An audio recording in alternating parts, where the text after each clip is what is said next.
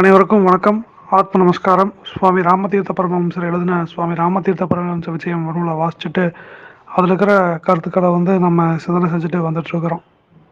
இன்றைக்கி நம்ம அடுத்த அந்த தலைப்பான துக்க நிவர்த்தியும் சுகானுபோகமும் அப்படிங்கிற தலைப்பில் வர்ற விஷயத்த நம்ம இன்றைக்கி சிந்தனை செய்வோம்.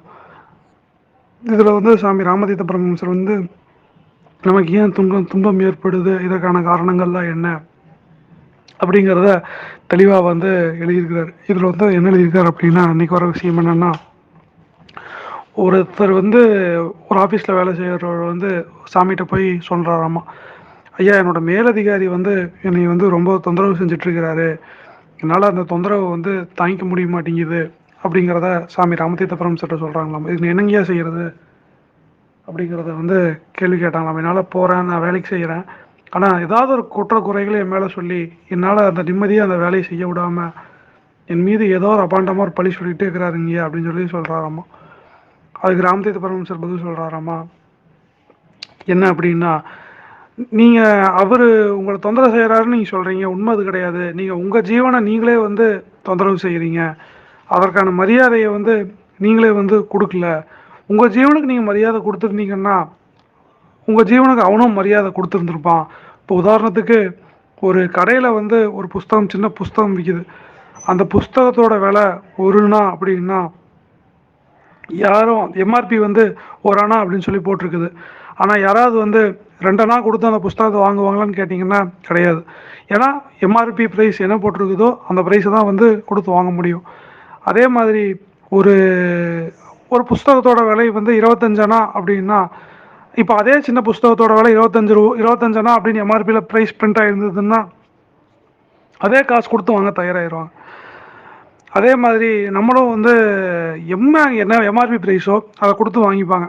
நீங்கள் எம்ஆர்பி ப்ரைஸில் போடாமல் ஒன்றை 2 அணா இருந்தால் கூட அதை வாங்கிக்க மாட்டாங்க. 25 ரூபா ஆனால் எம்ஆர்பி போட்டிருந்தா கூட அதை வாங்கிப்பாங்க. அப்போது அதோட எம்ஆர்பிங்கிறது என்னது, அதோட மதிப்பு இவ்வளவு அப்படிங்கிறத அந்த முன்னாடி அது சொல்லி நிர்ணயம் பண்ணிடுது. எப்படி 1 அண்ணா போடும்போது அதோட மதிப்பு அதுன்னு சொல்லி நிர்ணயமாச்சோ அதை வாங்குறாங்க. 25 அண்ணா அதோட மதிப்பாகும்போது அதை அவங்க வாங்குறாங்க.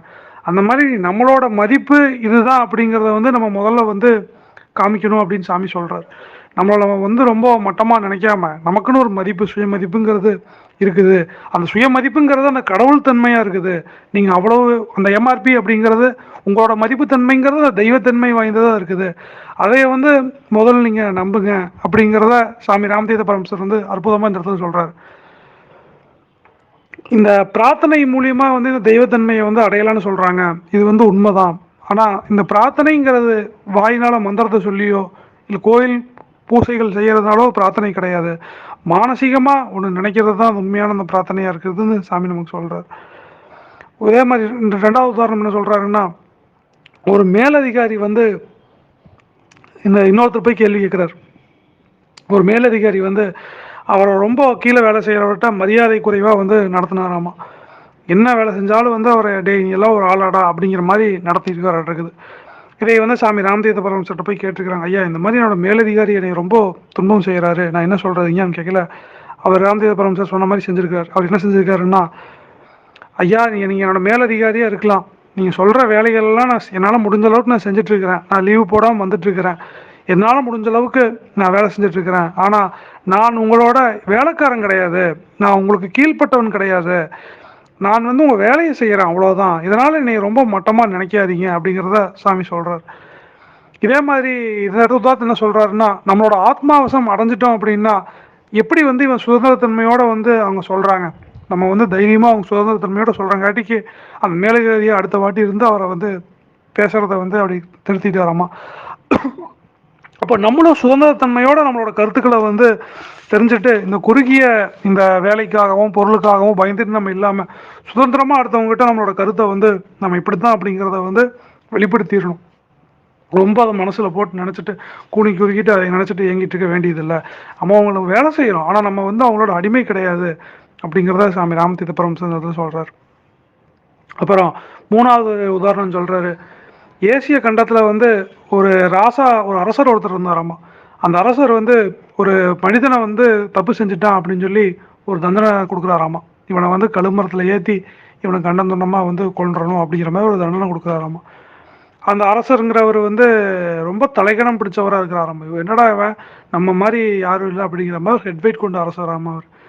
அந்த அரசர்கிட்ட போய் தீர்ப்பு கொடுக்க சொல்கிறாராமா, இவ்வளோ பெரிய அரசனையவே வந்து இவன் அவமதிச்சிருக்கான், இவனுக்கு நான் வந்து தண்டனை கொடுக்குறேன் அப்படிங்கிறத சொல்லி தண்டனை கொடுக்குறாராமா. அந்த கைதிங்கிறவன் தண்டனை கொடுத்த உடனே என்ன செய்கிறாராமா, காரி அந்த அரசரோட மூஞ்சியில் வந்து தூ அப்படின்னு சொல்லி துப்பிட்டானாமா. துப்புன உடனே அந்த பொம்மை அந்த அந்த அரசரை பார்த்து சொல்கிறானாமா, ஓ முட்டாள் அரசே, நீங்கள் வந்து என்னை வந்து இப்படி நினைக்கிறீங்க, ஆனால் வந்து உண்மை அது கிடையாது. நீ வந்து என்னதான் உயர்ந்த அமைச்சராக இருந்தாலும் இப்போ என்னுடைய எச்ச துப்புனதை வந்து உன் மூஞ்சியிலேருந்து தடுக்க முடிஞ்சதா கிடையாது. அதே மாதிரி நான் அனுமதிக்காட்டி நீ வந்து என்னை கழுமரத்தில் ஏற்ற முடியாது. நான் போகணும்னு நினச்சா தான் அங்கே என்னால் கிளம்பி வர முடியும். உன்னால் என்னை வந்து எதுவும் செய்ய முடியாது. நீ வந்து ஆஃப்டர் ஆல் ஒரு வேலை செய்கிற ஒரு அதிகாரி, அவ்வளவுதான். ஆனால் நீ நினச்சிட்டு இருக்க நீ ஒரு பெரிய உயர்ந்த அரசர் அப்படின்னு. எப்படி நான் எச்ச துப்புனதை வந்து உன்னால் தடுக்க முடியலையோ அந்த மாதிரி உன்னால் எல்லா விஷயத்தையுமெல்லாம் வந்து இங்கே செஞ்சுட்டு இருக்க முடியாதுங்கிறத அவரோட ஈகோவை வந்து அந்த இடத்துல உடைச்சாராமா. அதே மாதிரி சாமி ராமதீர பரமேஸ்வரர் என்ன சொல்றாருன்னா, இந்த மாதிரி நம்மளோட சக்தியும் நமக்கு வந்து உள்ளுக்குள்ளார தான் இருக்குது, இந்த உள்முகமாக பார்க்கணும். இந்த உடம்புங்கிறது உடம்புங்கிறது உண்மைன்னு நினச்சிட்டு நம்ம வாழக்கூடாது. நம்மளோட உண்மையான சுரூபமான அந்த ஆத்மஸ்வரூபத்தை நம்ம வந்து அடையணும். ஈகோவால் எப்படி இந்த அதிகாரி அரசர் அதிகாரி வந்து ஈகோனால வந்து நான் தான் அப்படின்னு நினச்சானோ அது மாதிரி நம்ம இல்லாமல், நம்ம ஈகோலாம் இல்லாமல் நம்ம அந்த ஆத்மா தான், நமக்குள்ளே இருக்கிற ஆத்மா தான் எல்லாத்துக்குள்ளாரும் இருக்குதுங்கிறத நினச்சிட்டு இருக்கணும் அப்படிங்கிறத சாமி ராமதீர்த்த பரமஹம்சர் வந்து இந்த துர்க்க நிவர்த்தியும் சுகானுபவமும் அப்படிங்கிற தலைப்பில் வர விஷயத்த சொல்லியிருக்காரு. இதோட தலைப்பு வந்து கொஞ்சம் பெருசு தான். நாளைக்கு நம்ம அடுத்த அத்தியாயத்தில் இதோட கண்டினியூஸை நாளைக்கு நம்ம பார்ப்போம். அனைவருக்கும் நன்றி, வணக்கம், ஆத்ம நமஸ்காரம்.